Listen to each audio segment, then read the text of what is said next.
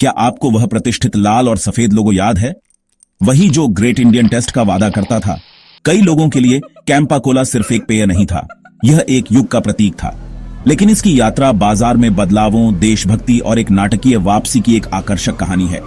हमारी कहानी 1970 के दशक के अशांत दौर में शुरू होती है। कोका कोला जैसे वैश्विक दिग्गज कठोर विदेशी मुद्रा नियमों के कारण भारत छोड़ चुके थे।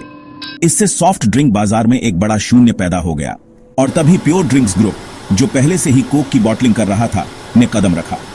1977 में कैंपा कोला का जन्म हुआ। यह सिर्फ एक कोला नहीं था, यह हमारा कोला था।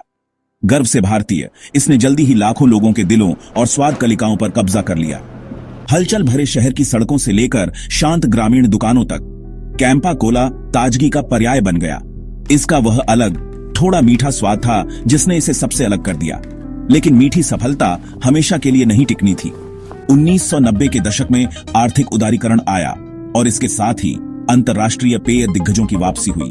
अचानक कैंपा कोला को भारी मार्केटिंग बजट और विविध उत्पाद लाइनों वाले वैश्विक ब्रांडों से कड़ी प्रतिस्पर्धा का सामना करना पड़ा। धीरे धीरे कैंपा की बाजार हिस्सेदारी कम होती गई। कभी प्रभावशाली ग्रेट इंडियन टेस्ट यादों से फीका पड़ने लगा, एक पीढ़ी के लिए एक उदासीन फुसफुसाहट बन गया। 2000 के दशक की शुरुआत तक कैंपा कोला लगभग पूरी तरह से अलमारियों से गायब हो गया था। यह एक युग का अंत जैसा महसूस हुआ। लेकिन यहीं पर कहानी एक रोमांचक मोड़ लेती है। 2022 में आगे बढ़ते हैं। रिलायंस रिटेल के रिलायंस कंज्यूमर प्रोडक्ट्स डिवीजन ने एक अभूतपूर्व घोषणा की।